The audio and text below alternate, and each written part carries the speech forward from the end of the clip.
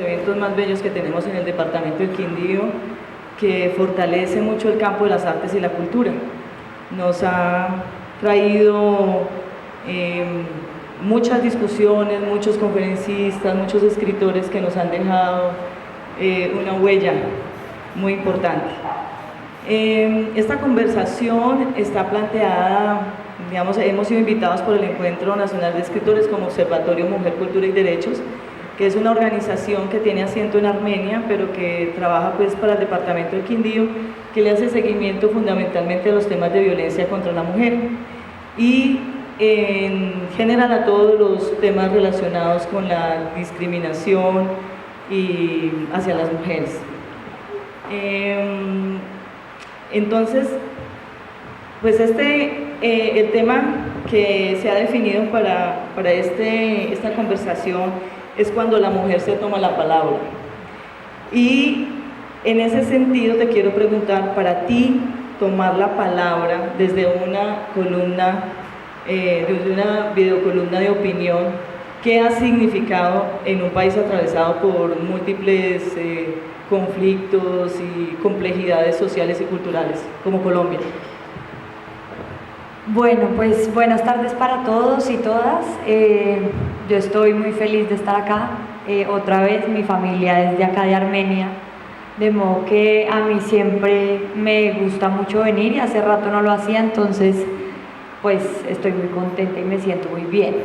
Ahora, con respecto a esa pregunta que es muy amplia y muy difícil, pues sin duda llegar a La Puya, para los que no saben y no se han visto La Puya es una columna de opinión de YouTube creada por 5 periodistas del Espectador en Bogotá, que desde el principio tuvo la idea de hablar duro. O sea, nuestra identidad siempre estuvo atravesada, o sea, nosotros queríamos hacer un producto atravesado por la rabia, que sí es un sentimiento pues primario, pero digamos que no nos quedábamos ahí en la rabia, sino que obviamente esto estaba mediado por todo el rigor del periodista clásico que contrasta las fuentes, que mira, que entiende, que pues que se ensucia un poco con la noticia. Entonces, pero sí nuestra idea inicial fue: vamos a poner a una mujer a que hable duro,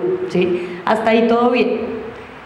Cuando hicimos la primera columna y digamos que yo la empecé a presentar, pues obviamente era una mujer rabiosa que estaba ahí hablando duro y con un lenguaje además que a nosotros nos criticaban un montón porque decían que machacábamos mucho el español, pues ramplón, grosero, atrevido, irreverente, todo lo que una mujer no debe ser acá, ¿no?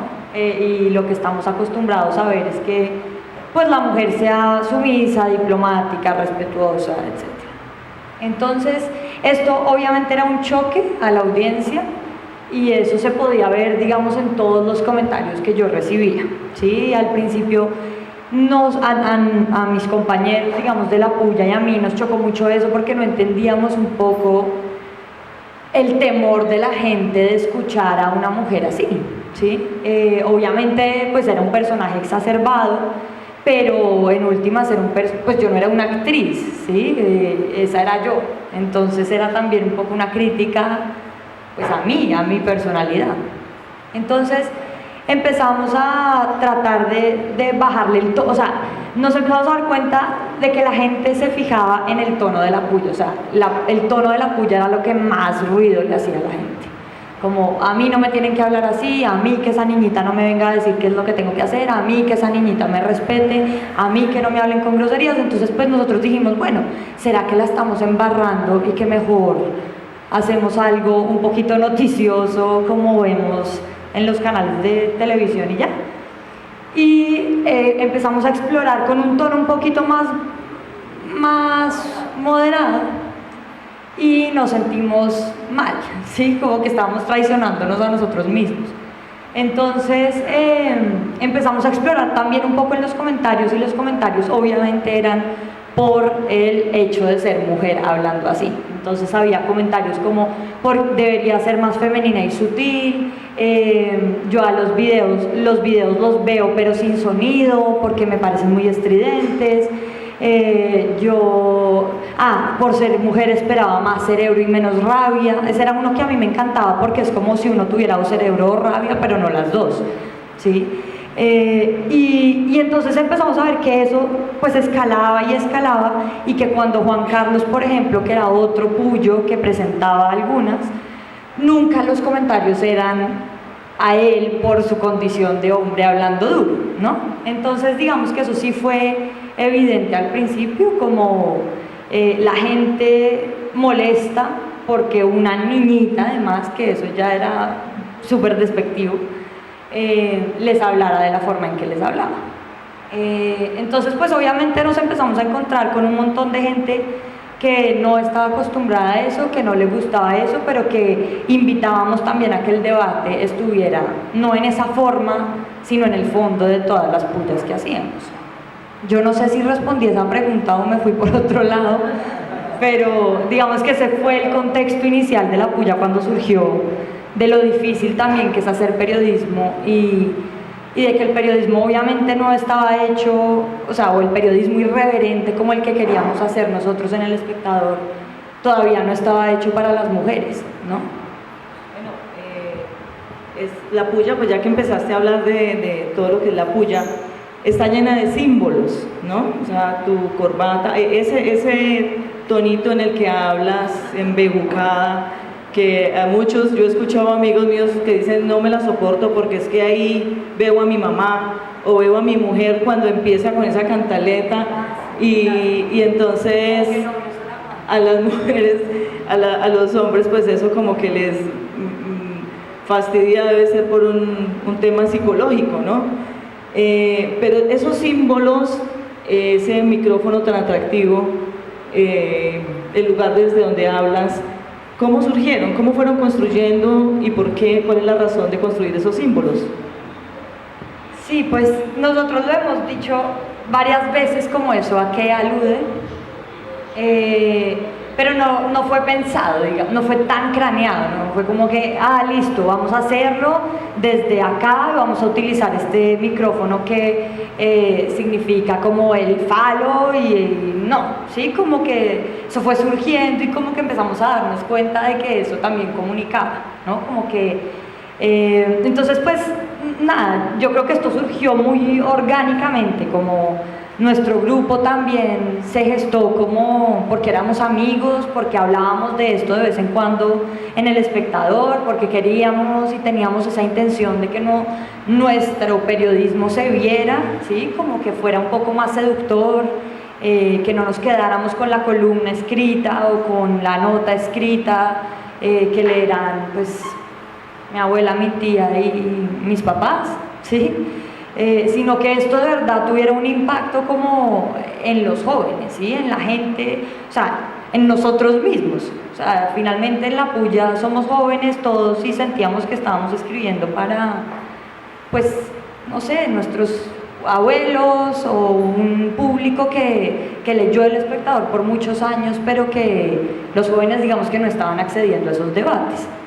Entonces, todo este preámbulo para decirles cómo esto surgió de la nada, ¿sí? De los corrillos, de unas tardes en la terraza del Espectador ahí echando lora, y así también surgió como todo el escenario de la puya y un poco como el atuendo, ¿sí?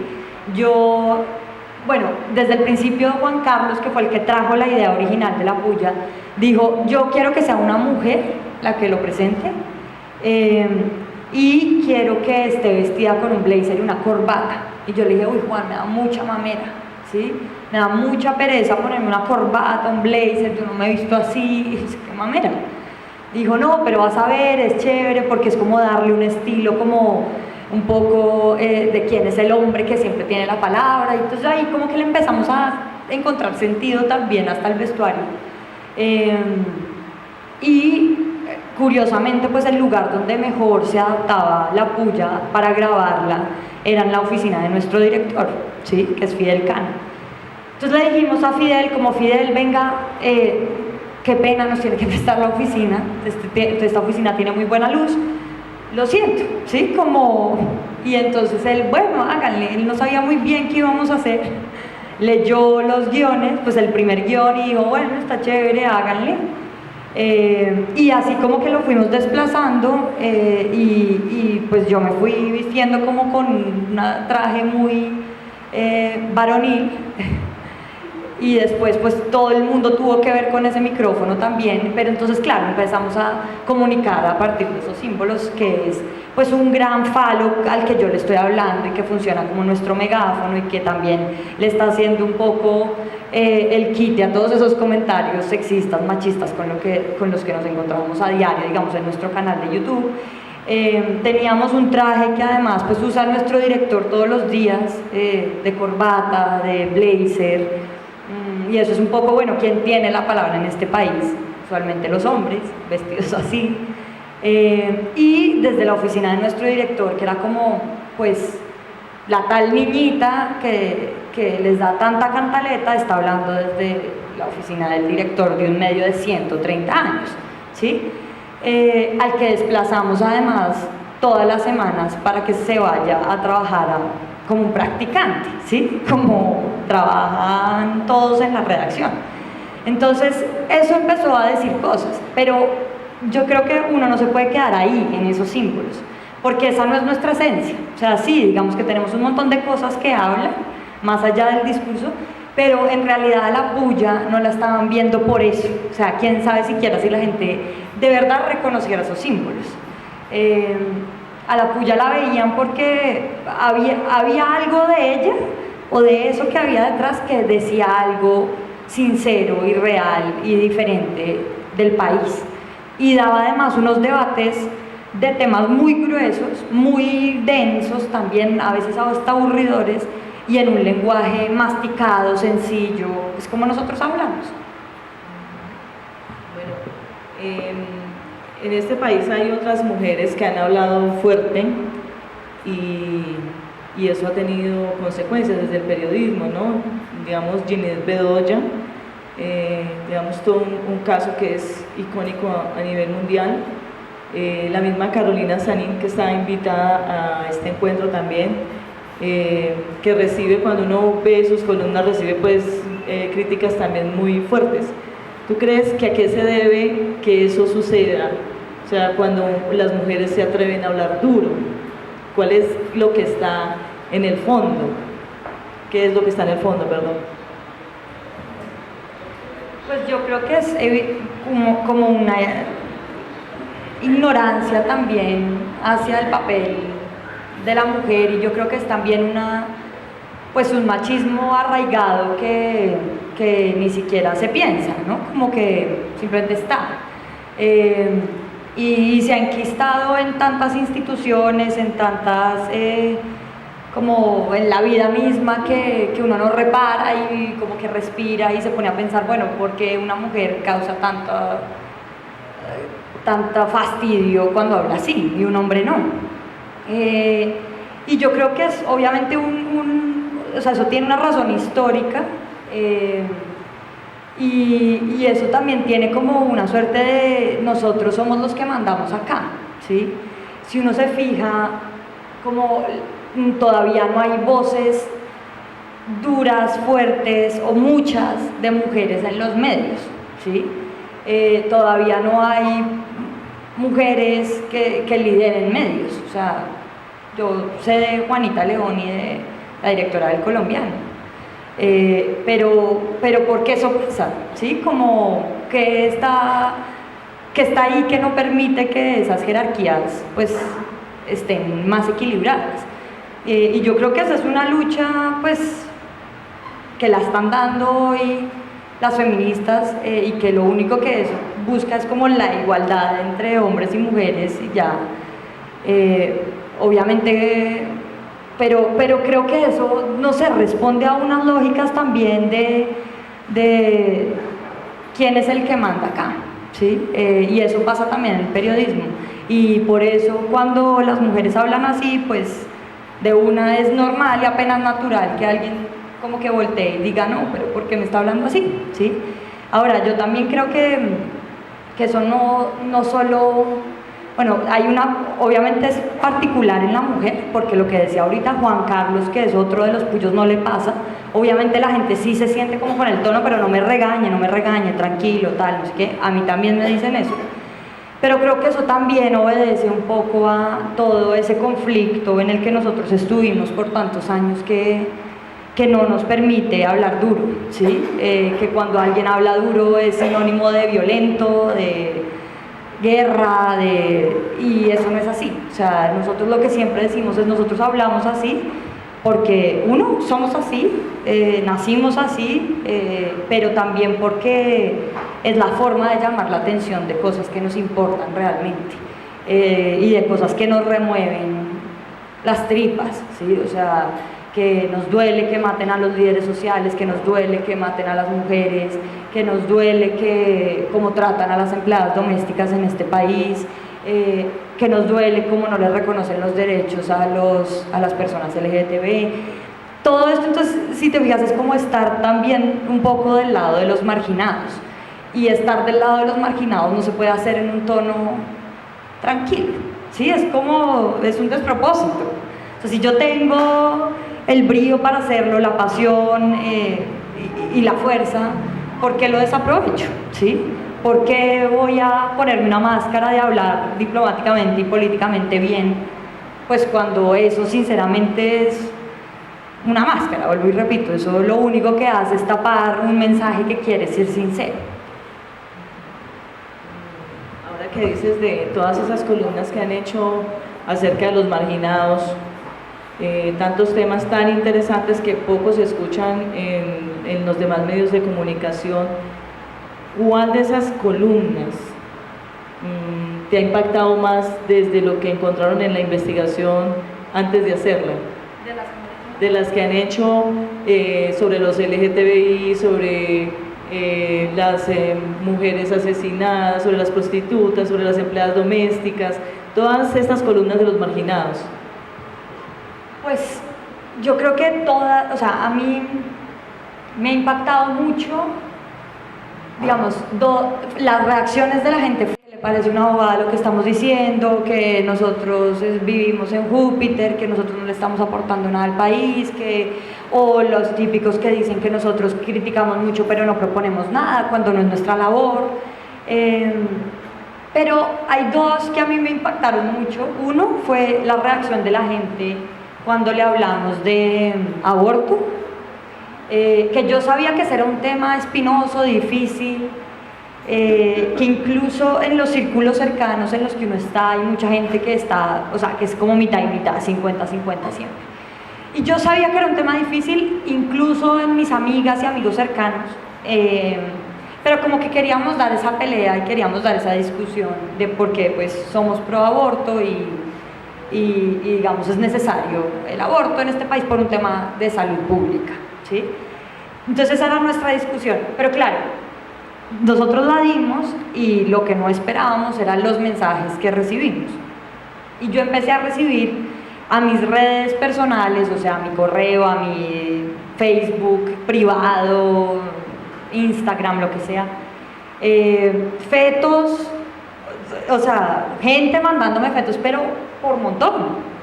Y entonces ahí empezaron a aparecer también un montón de comentarios horribles de si a usted la hubieran abortado, el periodismo no estaría tan degradado, por ejemplo. Era una frase clásica con la que yo me encontraba. Entonces yo empecé a decir, pues pucha, el odio de la gente es impresionante, porque es que nosotros no estamos atacando a nadie en este video particular. Si uno lo entiende, no sé, cuando le lanzamos pullas a Uribe, cuando le lanzamos pullas al ex procurador, cuando le lanzamos pullas a Vivian Morales, listo, ahí hay una, ¿sí me entiendes? Como que yo sé a qué me estoy enfrentando. Pero en el aborto era como un tema también como abstracto un poco, que yo nunca me imaginé eso. Entonces esa reacción de la gente me impactó mucho. Ahora, hace poco hicimos uno sobre los trans, los y las trans, siempre me regañan por no decir eso, pero en ese video también empezamos a ver a mucha gente que empezó a comentar diciendo que estas personas eran unos monstruos que no merecían nada, que nosotros para qué gastábamos nuestro tiempo hablando de gente que no existe, que para qué nos... Entonces eso también era impresionante, como ver que de verdad la gente siente que eso no importa y que hay personas que no importan. Y que además los tratan como si fueran marcianos venidos de otro mundo y eso a mí me impactó y sobre todo ese me hizo pensar como en con quienes estamos conviviendo, ¿no? Como nosotros pueda que estemos en un periódico progresista, que tenemos discusiones chéveres, inteligentes, como un poco de avanzada, pero de verdad es que la gente a la que estamos llegando, que se enfrenta a estos videos, no tiene más que decir que ellos no merecen estar acá, ¿sí? Entonces es súper frustrante también, y por eso nuestro interés es también en masticar esa información y hacerla lo más clara posible, como mire, le entrego esto para que no se embolle después leyendo cualquier cosa sobre trans o sobre lo que sea, mastíquela y digiérala bien, ¿sí? Pero yo creo que esas dos me han impactado. Realmente los que piensan que ese tipo de personas no deberían existir, son también los que atacan a los defensores del aborto, por ejemplo. Esas luchas por esos marginados, los LGTBI, por el aborto, son las luchas feministas. ¿En qué momento, si esta, digamos, la idea de la puya surge de un hombre, si Camilo es que Juan Carlos, en qué momento entra ese feminismo ahí? Porque han hecho columnas sobre el feminismo, y en qué momento, o tú ya eras feminista cuando estabas en El Espectador, o quién entra a ese tema.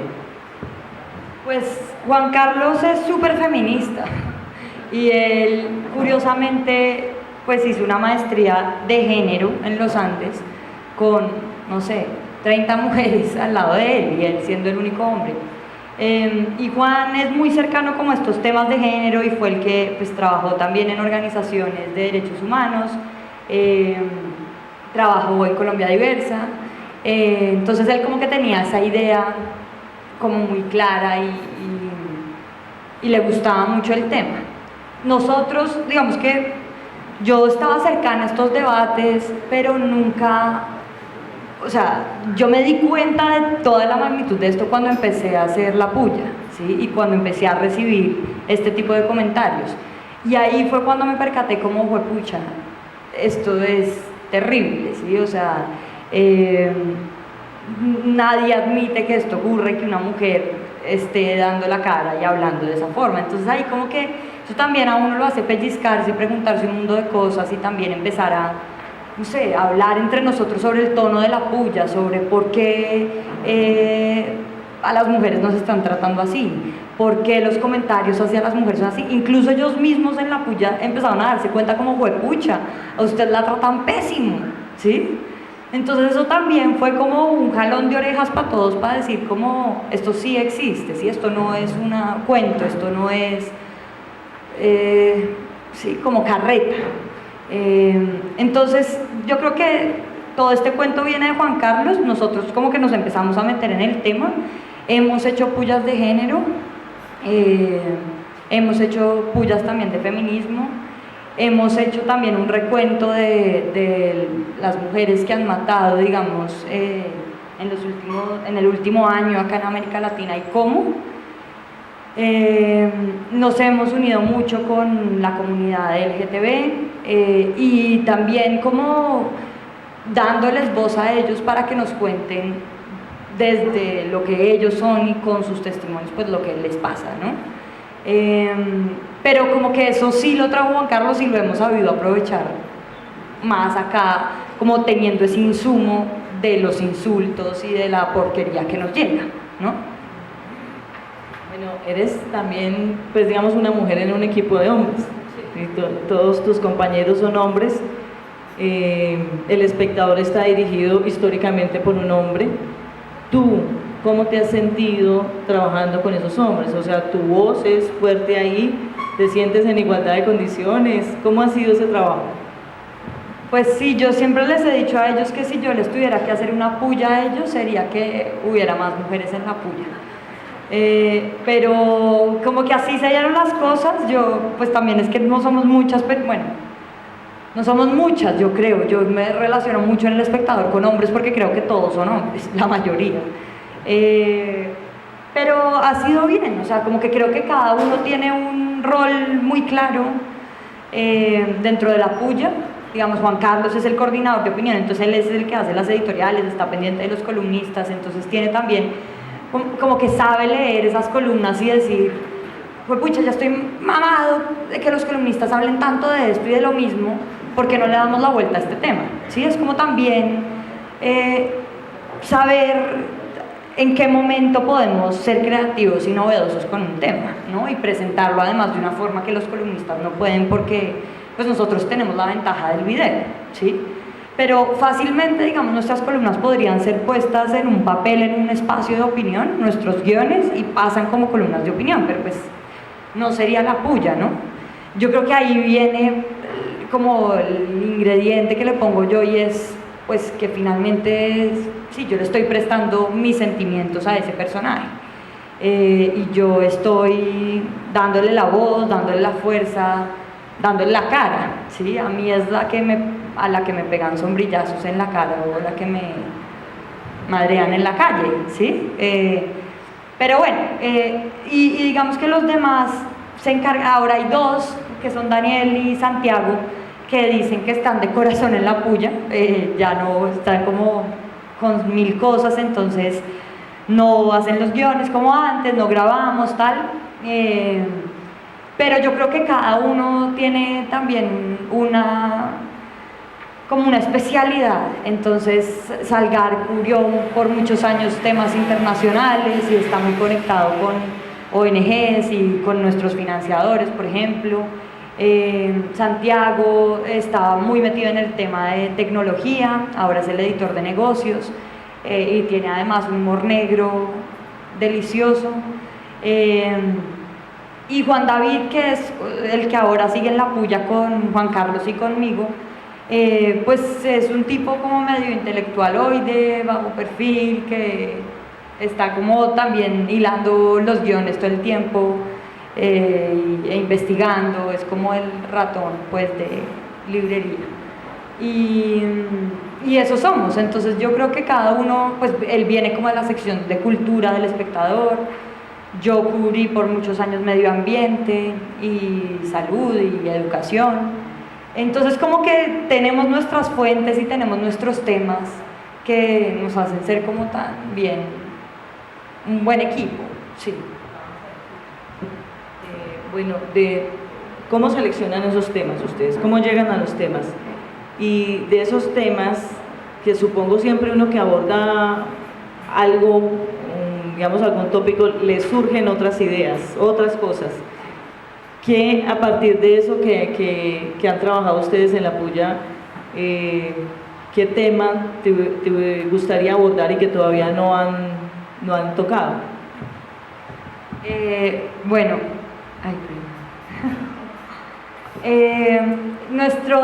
nuestra dinámica es como, primero, tenemos como un consejo de redacción semanalmente, entonces nos reunimos los tres, miramos noticias, miramos también de qué están hablando los columnistas, qué temas están como pasando en ese momento, y de ahí decidimos como, bueno, por ejemplo, la visita del Papa.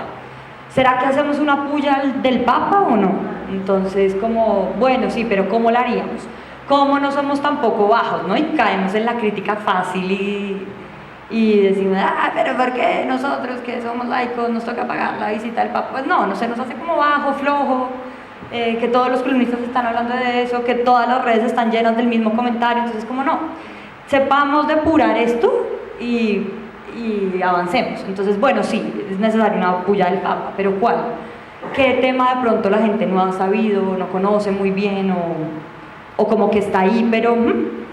Entonces, por ejemplo, decidimos hacer la puya del Papa, que es muy coyuntural, pero mirando como todos los líos en los que se metió en el Vaticano, por ejemplo, por dar las discusiones que dio y que está dando.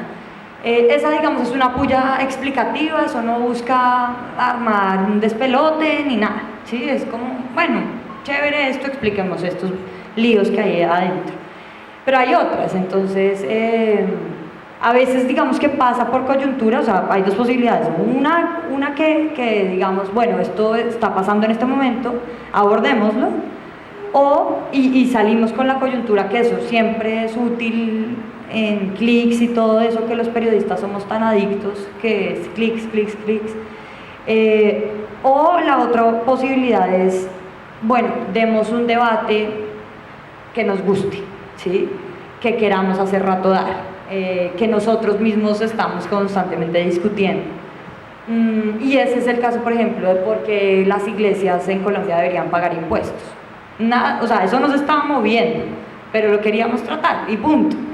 Demos la discusión sobre género. Eso no es que pasó algo en ese momento, sino que está pasando todo el tiempo, ¿sí? Y que lo que la queríamos dar. Hay pullas también coyunturales y chiquitas como la que, bueno, ahora que me preguntas que qué puya quisiera hacer, por fin logramos hacer una puya que todos queríamos hacer, y fue a Vargas Lleras y su lanzamiento de campaña, y le hicimos un videito de 50 segundos, ni siquiera aparecía yo en la cámara, simplemente este señor contradiciéndose en todo su discurso con las cosas que hace.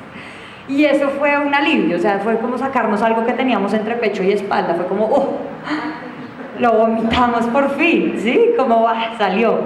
Y esa fue una que teníamos hace rato como ahí, como cómo le damos, cómo hacemos una puya tal. Obviamente va a pasar con Vargas Lleras, pero ahora que se vienen elecciones, pues le vamos a repartir a todos por igual. Entonces yo creo que ahí habrá harto material para puyar. Pero igual creo que muchos de quienes te vemos en esa columna sentimos lo mismo. Siquiera hablaron de eso. Hay una especie de tomar agua en un manantial con una sed bien fuerte. Bueno, hablemos un poquito de ese tema de emocional, ¿no? Tú dices, yo pongo mi cara, pongo mi voz y yo hablo fuerte. Eso, digamos, esa indignación que muestras, ¿te sale de adentro? ¿La sientes de verdad o es una puesta en escena? Y si digamos, todas esas críticas que tú recibes, ¿tú cómo te proteges emocionalmente para que eso no te afecte tu autoestima? O si eso te afecta. No, pues me afectó, pero ahora ya no me importa. O sea, como que fue difícil, porque a mí me hacían esa pregunta al principio mucho y yo no sabía diferenciar. O sea, como que yo decía, ¿será que me tiene que dar pena hacer la puya o qué? Sí, porque la gente era como, pero usted es María Paulina y está la puya, ¿no? Y yo, sí, no, nada que ver. Y yo decía, qué bruta yo, o sea, yo estoy completamente atada a este personaje. Estoy de acuerdo además con ese personaje porque tengo que decir que somos dos, ¿sí? Y entonces, claro, pues como que yo también entré como en algunas veces como en una crisis de identidad, como será que cuando yo, no sé, horrible, como este personaje también se agota, pero este personaje también soy yo, luego yo me voy a agotar en algún punto, ¿qué hago? ¿Sí? Estoy mal. Y no, era como también como ese impacto de lo que hace una pantalla en la gente y de pronto como de repente ver que uno se convierte, o sea, a mí me genera mucha curiosidad ver cómo uno de un momento a otro se convierte en una figura pop, ¿sí? Como yo era una periodista del diario El Espectador, hacía mis notas y de repente, ¡boom!, sombrillazos en la calle, madreadas en la calle, elogios en la calle, y es como, no, ¿qué hago? ¿Sí? Como que no entiendo esto, ¿por qué pasa? Pero digamos que yo después he sabido sobreponerme a eso, y como que también eso me ha permitido como fluir un poco más con el personaje, ¿sí? Antes yo era muy rígida y si se fijan, pues yo he hecho como como un estudio de mi actuación en la puya, y al principio yo era muy rígida, entonces tenía los brazos siempre cruzados y como que era un cierto caparazón ahí que yo no me sentía cómoda hablándoles acá, no me sentía además cómoda viéndome después en la pantalla.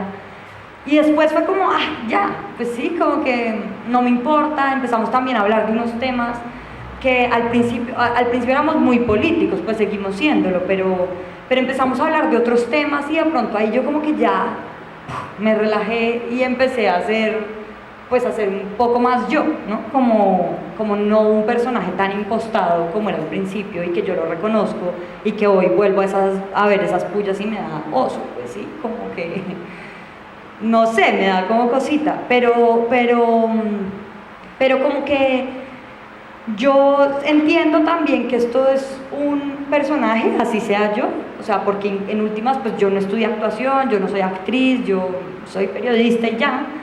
Y pues tengo como esa facilidad, no sé, para también trabajar con ellos y no achantarme y pues que no me dé miedo la cámara, en fin. Pero yo entiendo que estos personajes se agotan, ¿sí? Y yo entiendo que además ese es un personaje que está muy, muy expuesto, porque en últimas no es, por ejemplo, como era Garzón, que un poco se escudaba en Heriberto y en sus 1000 personajes, sino, pues en verdad esa soy yo, ¿sí? Y eso es también difícil de medir, como el tiempo, como listo, hasta acá llegó, hasta acá se quemó, acá hay que reinventarse otra cosa. Entonces, pues no, como que la respuesta es como, pues ahora me siento mejor, digamos, como que no me da duro, pero obviamente me lo pregunto 10.000 veces como, listo, ¿hasta dónde vamos a llegar con esto? ¿Sí?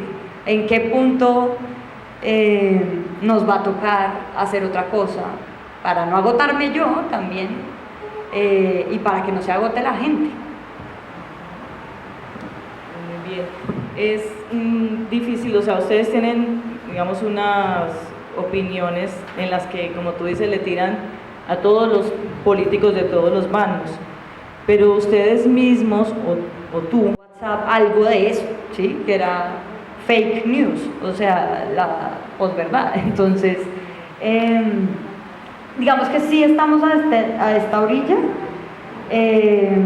pero entendemos, digamos, todas, y por eso también, y eso tiene sentido, o sea, estar acá, estar en un medio que además siempre ha promovido las ideas liberales contra todo, ¿sí? Y es un poco como recoger ese discurso viejo del espectador y rejuvenecerlo, ¿sí? Es eso. Bueno, antes de dar paso a preguntas del público, quisiera preguntarte, después de abordar o de meterte en las temáticas del feminismo, digamos, por la misma construcción que tiene el programa, ¿tú crees que las mujeres podríamos cambiar el mundo? Pues sí, claro. Y a todo el grupo de la fila, quisiera saber cuáles son las reacciones de todo el grupo cuando desde esta orilla del público reacciona a su video. O por ejemplo lo que hizo el gobierno cuando reaccionó a lo del apagón, a lo de demás situaciones. Esa primera. Dos, ¿los han amenazado alguna vez? Es una tendencia visto mucho en la película de los han amenazado, pero Bueno, les repito para los que no escucharon, ¿cuáles son las reacciones del grupo cuando sacan un video y ven todas las reacciones de quienes lo ven, del público? Y lo segundo, si los han amenazado alguna vez. Bueno, pues las reacciones han sido muy diversas, han sido también muy chéveres, así sean críticas. A nosotros nos encanta también que haya personas que nos odien, porque pues eso permite construir algo ahí, ¿no? Como eso hace que saquemos algo. Obviamente no con esas críticas pichas de, ay, cállese, no me dé cataleta, que novio se la va a aguantar, pues a eso no les contestamos, pero como YouTube es un canal que a uno le permite estar cerca de verdad de la gente y que la gente sea muy fiel a lo que ve, a lo que sigue, lo que comenta, los debates son un poquito, pues como más evolucionados, pues triste, ¿sí? Como no es Twitter, no es Facebook, que es una manada de cosas ahí asquerosas y ya. Pero entonces las reacciones han sido muy variadas, desde, o sea, yo no sé si tal vez te refieras como a cómo lo han tomado la gente a la que hemos pullado o las cosas que hemos pullado, porque hablas del apagón, por ejemplo, que ese fue nuestro segundo video, que fue el top de los tops, el que más visualizaciones ha tenido, el más compartido, el más viral, el que, mejor dicho, el boom fue uno que le hicimos a Juan Manuel Santos, y cuando dijo que iba a haber un apagón en Colombia y que eso era para ahorrar y que nosotros teníamos que ser ahorrativos y teníamos que y a nosotros eso nos parecía carreta. Entonces le dijimos, no, presidente Santos, nosotros no somos los de la culpa de que esto esté pasando, mire este historial de cosas que usted ha hecho mal, ¿sí? Y que por eso además es que tenemos que ahorrar ahora nosotros, porque nosotros somos los que estamos haciéndolo mal. Y le hicimos eso justo 2 días antes de que él anunciara si había apagón o no. Y claro, eso lo vio un montón de gente, tuvo 10 millones de reproducciones en un minuto, o sea, eso era una locura, ¿sí? 10 millones de personas viendo un video. No, nosotros no lo podíamos creer, en El Espectador nunca había habido algo así, nunca, como un video que la reventara de esa forma, como todo el mundo estaba pendiente de eso. Y además era el segundo, entonces como que también generaba como una curiosidad ahí, como con qué va a salir ahora esta niñita en su segundo video. Y pues fue ese. Entonces ellos pues nos respondieron con una contrapulla, desde la presidencia, desde la Casa de Nariño, y eso era muy curioso. Y nosotros también nos daba risa en nuestro equipo y decíamos, pucha, ¿se imaginan a todos los de la Casa de Nariño corriendo, buscando a una niñita que se parezca a mí, hacer un video, hacer el guión, lanzarlo, decirle al espectador que lo publique, además porque nosotros lo publicamos en las páginas del espectador, como también mostrando pues la versión de ellos. Además pues vestida, idéntica a mí, incluso se parecía a mí, ¿sí? Como que yo dije, wow, qué buen trabajo los de la presidencia, hacer una contrapulla, sí, pues sí. Obviamente el mensaje pues era, a nosotros nos parecía que no respondía a lo que queríamos decirles, a lo que queríamos pullar, pero al menos digamos que ellos se pellizcaron también para contestarnos, ¿sí? Y eso también fue muy gratificante, como, hey, este video lo vio el presidente de la República, ¿sí? A nosotros nos vio este tipo.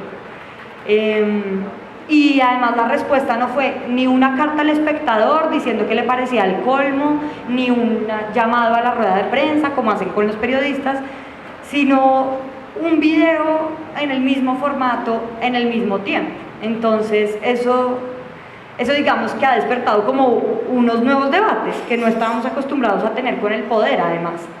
Y pues en redes se da todo tipo de, o sea, digamos, nos ha respondido el ex procurador, ¿sí?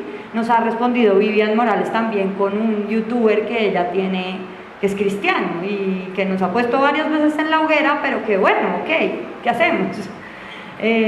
Y entonces esas son como las reacciones que también yo creo que son interesantes, así nosotros no estemos de acuerdo, pero que sí le muestran a la gente como, bueno, está esto, que es una opinión, y está esta otra opinión. Entonces, a partir de eso yo creo la mía propia.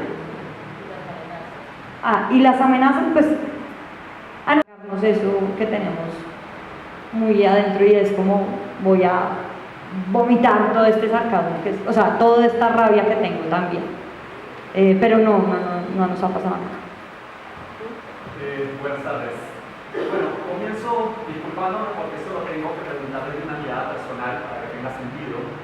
A mí me pasa que desde lo poco que uno sabe de periodismo con lo que llega, trato de analizar los discursos, de ver quién dice qué, de qué lugar, y llego como a la conclusión de ver que toda opinión tiene su cuota de parte pasional y su cuota de parte racional. Y que a menudo estamos acostumbrados a que quienes no pueden generar un buen debate, un buen discurso, se anclan en lo pasional, sea del lado de la religión, sea del lado del conservatismo. En la puya vemos un ejercicio que es recontra pasional, pero toda esa energía pasional está puesta de forma muy inteligente. Entonces quiero saber cuál es la forma para hacer eso y para no dejarse llevar, porque me imagino que hay temas que te tocan un montón y que a veces como que vas a actuar directamente por impulso, por inercia, y luego decir, no, pará, pensemos esto un poquito mejor. Entonces, ¿cómo haces para mantener un poco esa línea y saber para dónde patear? Sí, nosotros tenemos, como dije, nuestro sentimiento es súper primario y es la rabia. Y nosotros sabíamos que en este país con la rabia no se hace mucho, ¿sí? O sea, uno tiene rabia, le echa el carro al otro, lo madrea. Este país es una historia de rabia. Y con la rabia acá, ¿uno qué podía hacer? La guerra. Y ya, o sea. Entonces nosotros dijimos como, bueno, ¿y qué tal si nosotros cogemos ese sentimiento primario, eso con lo que nosotros estamos llenos todos los días, en este país sobre todo, y lo ponemos en un libreto y lo hacemos lógicamente, ¿sí? Entonces todo partía de una rabia, de una indignación, de algo de verdad que nos molestaba mucho. Pero eso no se podía quedar ahí, como tú dices, o sea, era estúpido uno llegar, poner una cámara y empezar a apoyar con lo que tenía en las tripas, pues era como ridículo porque no iba a generar nada, ¿sí? Más allá de, ay sí, ver a una niña completamente desfasada y salida de sus cabales. Entonces, ¿cómo hacemos? Listo, tenemos este sentimiento, miremoslo desde un lugar poco común, quizás, claro, ¿sí? Claro, una cosita, somos humanos, entonces no hay un momento en el que lo pasional como que te ciega y los chicos te tienen que frenar un poco, o viceversa, ¿no? No, pues eso sucede en el guión, en la grabación no. Nosotros somos casi que talibanes con el guión, de verdad, o sea, nuestro guión es nuestro corazón, ¿sí? O sea, de ahí no nos salimos. Obvio, a veces uno improvisa cosas o le sale una frase de más o una risa o lo que sea y eso lo dejamos en la edición, pero en el proceso de la escritura del guión es donde esas cosas pasan de pronto, ¿sí? Que antes éramos 5, o sea, imagínense escribir un guión a 10 manos, era imposible, de verdad, o sea, era un milagro, eso era un milagro que sacáramos un guión semanalmente. Y que además todos estuviéramos de acuerdo con ese guión y que además fuera mínimamente lógico, ¿sí? Pero entonces el momento de querer matarnos entre todos ocurría en la escritura del guión, en el computador, en donde todos decíamos, y aunque esto suene raro o lo que sea, el trabajo de la puya y el trabajo del guión era un trabajo de destrucción permanente, ¿sí? Y era, esa frase no, esa frase esa frase no, quita ese chiste, uy, ese chiste está pésimo, uy, no, flojísimo, ese comentario. Entonces, claro, era también una cosa de resistir a no tomarse nada personal, ¿sí? Y yo creo que esa ha sido como la virtud de nuestro equipo, y es que de verdad, todos tenemos unas personalidades súper fuertes, o sea, no solo yo, sino Juan Carlos, Juan David, o sea, somos fuertes, y aún así entendíamos que esto era un proceso lógico, y que los argumentos pues no se caían porque uno fuera un bruto o lo que seas, o sí a veces, y no entendía muy bien lo que estaba pasando, sino porque de verdad era por el bien de esas 3 páginas de guión. Entonces nos daba ganas de matarnos en ese momento de hacer, y nos demorábamos horas haciendo una página de un guión, días incluso, o sea, un guión se demora, no sé, hoy porque ya le tenemos ya hemos sacado un músculo, digamos, nos demoramos 2 días, un día, pero antes nos demorábamos una semana, fácil, todos los días ahí en blanco, borrábamos. Entonces yo creo que nunca se nos ha salido algo. A ver, yo recuerdo un guión que sí a mí me dio como muy duro porque me tocó mucho, y fue el guión que hicimos de Rosa Elvira Celi, que fue una mujer que mataron en Bogotá, y cuando hicimos eso, pucha, yo me sentí como como con ganas de llorar, como que yo no sé qué me pasaba, de verdad, como que yo no sabía si estábamos haciéndolo bien, si de verdad era un tono respetuoso para ella. Entonces tuve que hablar con ellos, como decirles tal, me siento así. Lo volvimos a hacer, volvíamos como a grabar unas partecitas, pero digamos que nunca ha salido. Bueno, el que grabamos sobre Venezuela, que fue con Nina Rancel, que es una venezolana que está ahora en Colombia, ella es comediante y ella se le salían las lágrimas grabando también el guión, entonces